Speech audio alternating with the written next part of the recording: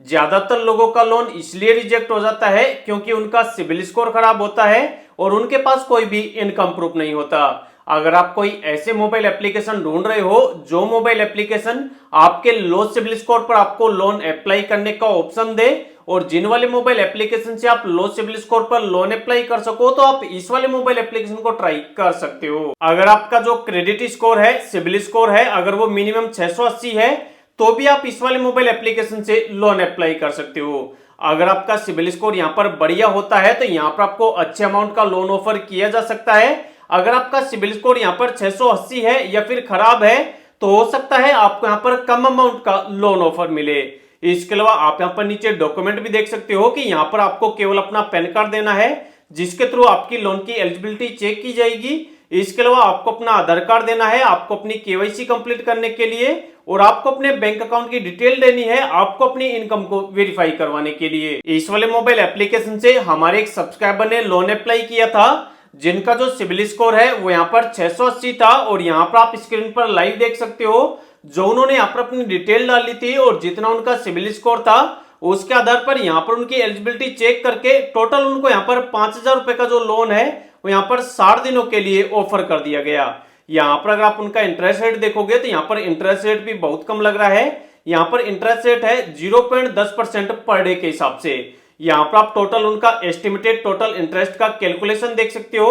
5,000 रुपए का वो लोन ले रहे हैं, 0.10% पर डे के हिसाब से उनका इंटरेस्ट लग रहा है, तो 60 दिनों के अंदर टोटल उनका जो इंटरेस्ट बनेगा वो बनेगा केवल 300 रुपए का। इसके अलावा यहाँ पर उनके जो चार्जेस वगैरह लग रहे हैं वो सारे चार्जेस वगैरह काटने के बाद 4,086 रुपए उनको उनके अकाउंट के अंदर रिसीव भी हो चुके हैं। यहाँ पर आप लाइव देख सकते हो कि यहाँ पर उनको 2,000 रुपए से लेकर 50,000 रुपए तक का लोन ऑफर हुआ था, लेकिन उनको यहाँ पर छोटे अमाउंट की जरूरत थी, छोटे लोन की जरूरत थी, तो केवल उन्होंने यहाँ पर 5,000 रुपए का लोन सिलेक्ट किया था। अगर मैं आपको यहाँ पर पूरे चार्जेस वगैरह बताऊं तो यहाँ पर आप देख सकते हो कि 5,000 रुपए का उनका लोन अप्रूव हुआ था जिसमें उनकी कन्वेंस फीस लगी थी 200 रुपए की, असेसमेंट चार्ज लगा था 200 रुपए का और प्रोसेसिंग फीस और चार्जेस लगे थे 325 के। इसके अलावा जीएसटी उनका लगा था 18% जो कि 139 रुपए का लगा था और बाकी का जो पैसा है 4,086 रुपए वो उनके अकाउंट के अंदर डिसबर्स हो चुका था। तो अगर आप भी इस वाले मोबाइल एप्लीकेशन से लोन अप्लाई करने की सोच रहे हो तो एक बात आपको ध्यान रखनी है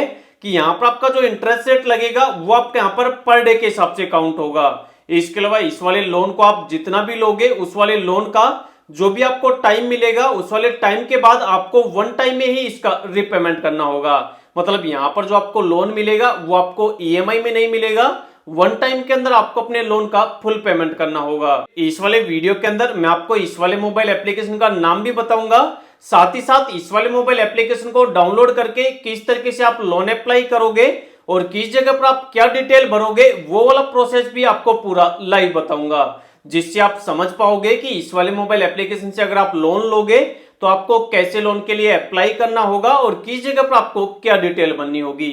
बहुत से लोग क्या करते हैं, उनको लोन लेने की जल्दी मची रहती है, तो जैसे ही उनको मोबाइल एप्लीकेशन का नाम पता लगता है तुरंत ही वो लोन के लिए अप्लाई कर बैठते हैं और वहां पर कुछ ना कुछ वो गलत डिटेल भर देते हैं जिसकी वजह से सारी डिटेल उनकी सही होते हुए भी उनका जो लोन एप्लीकेशन है वो वहां पर रिजेक्ट हो जाता है। तो अगर आपको यहां से लोन के लिए अप्लाई करना है तो पहले आप यहां पर 8-10 मिनट का टाइम निकाल लो, वीडियो को पूरा ध्यान से देख लो, उसके बाद सारी डिटेल समझने के बाद आप यहां पर आराम से लोन के लिए अप्लाई कर लेना। इस वाले मोबाइल एप्लीकेशन से लोन अप्लाई करने के लिए सबसे पहले इस ऐप को आप अपने मोबाइल फोन के अंदर डाउनलोड करेंगे। डाउनलोड करने के लिए वीडियो के डिस्क्रिप्शन में मैं आपको इसका डायरेक्ट लिंक दे दूंगा, आप उस पर क्लिक करके इस ऐप को डाउनलोड कर लेना।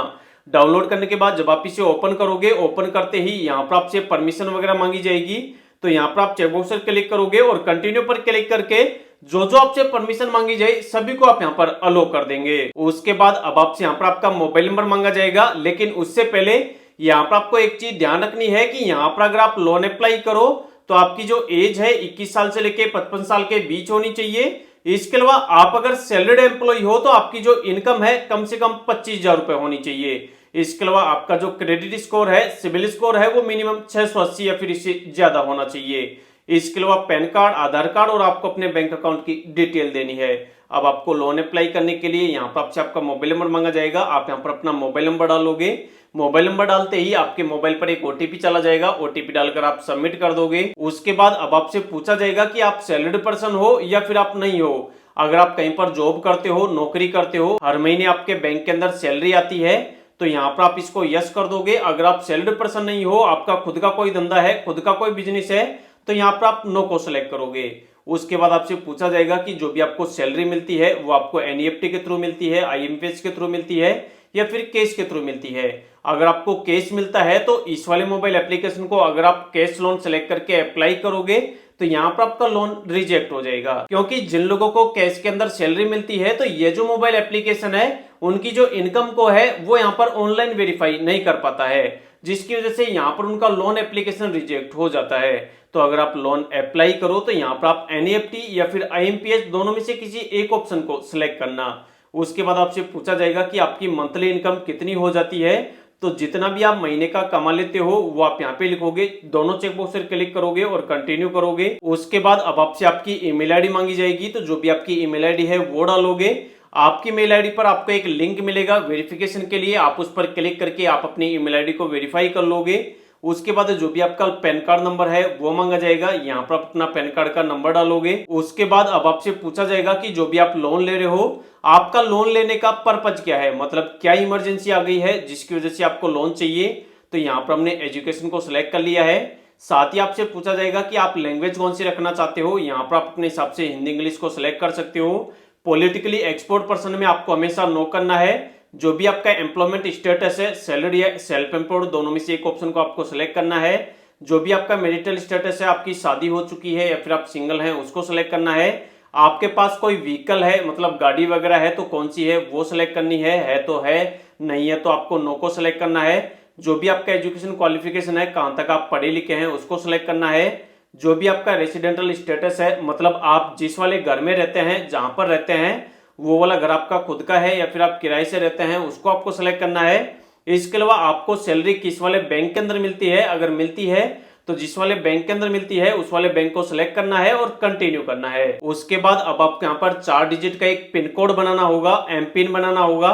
तो यहाँ पर आप इस वाले ऐप को जब बार बार ओपन करोगे तो यही वाला एम पिन आपको डालना होगा। यहाँ पर आप अपने हिसाब से कोई भी 4 अंक का एम पिन बनाएंगे और सबमिट करेंगे। उसके बाद अब आपको अपने आधार कार्ड की केवाईसी करनी होगी। यहाँ पर आप अपना आधार कार्ड नंबर डालेंगे, चेकबॉक्स पर क्लिक करेंगे, वेरीफाई करेंगे। उसके बाद अब आपको यहाँ पर डिजी लॉकर पे ले जाने के लिए बोलेगा, यहाँ पर आप कंटिन्यू पर क्लिक करेंगे। आप यहाँ पर डिजी लॉकर की वेबसाइट पर आ जाओगे। यहाँ पर आपको अपना आधार कार्ड नंबर डालना है, नेक्स्ट पर क्लिक करना है। जो भी आपके आधार के अंदर आपका मोबाइल नंबर लिंक होगा उस पर एक ओटीपी चला जाएगा, ओटीपी डालकर आपको सबमिट कर देना है। उसके बाद अब आपसे यहाँ पर डिजी लॉकर का 6 डिजिट का पिन मांगा जाएगा। अगर आपने बना रखा है तो वो पिन आप यहाँ पे डाल दोगे।